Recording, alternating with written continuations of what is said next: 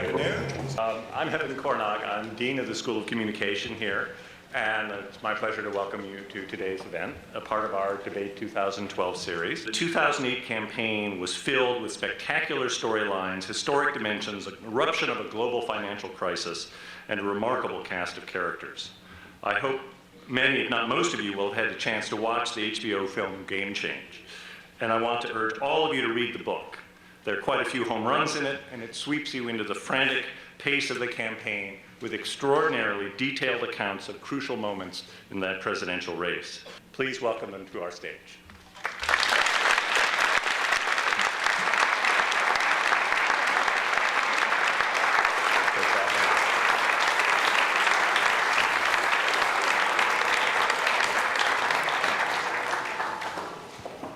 For you as writers, and for Steve as someone who saw himself portrayed up there by Woody Harrelson, what is it like to live in the world of fact and to see it's amplified, it's altered, it takes on a different resonance, and what was that like for you to deal with, and how's it felt?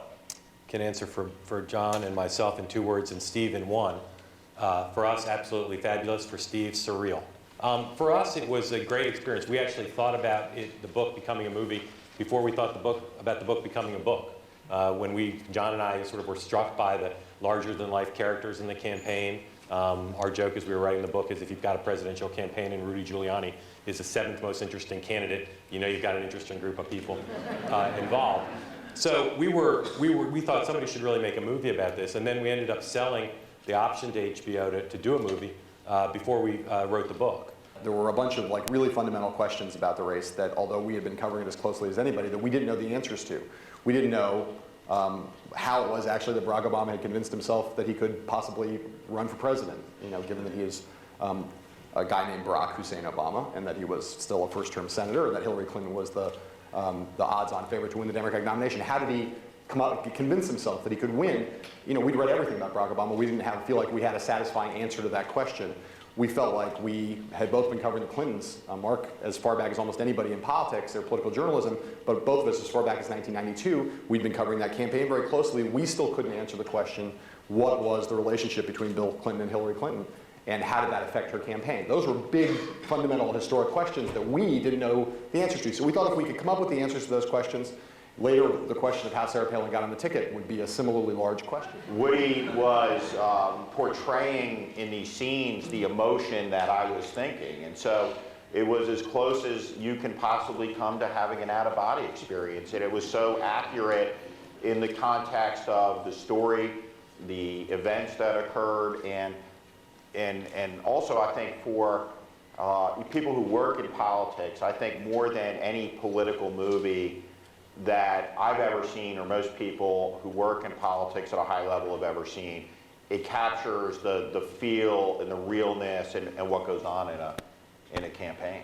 We have the most vibrant democracy in the world, and members of the Hofstra community have a chance to be involved in national politics in a way almost no one in the country is going to get this year. It'd be crazy not to take advantage of it. There's probably nothing more important than in America than how we're governed, and especially at a time when there's so much intensity and so much polarization in our political system, and people are more politically attuned than they've ever been.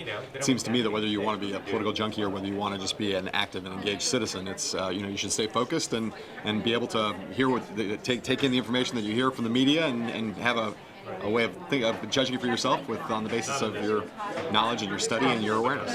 When you look at the country today, the country's in a lot of trouble and a lot of issues. There's a lot of dysfunction in our politics caused by failed leadership in both parties, and really the challenge of this generation that's in school today is going to be to fix a lot of the problems that have built up over a long time, from the insolvency of the country to the broken education systems to fundamental issues of competitiveness, to make sure that their children are inheritors of the American dream that our grandparents once were. We actually had to read the book Game Change for our AP Politics class over the summer, And what I found this was especially successful at demonstrating that I also got from the book and the movie was that it gave a very human quality to the candidates. I feel like a lot of the time, especially at the time, being a little younger than I am now, I just saw the candidates and all the political players as just characters on the screen. So it was nice through these experiences to give them more human quality that you could relate to and sympathize with and really just get to know as a person as opposed to just the facade they put on to win the election.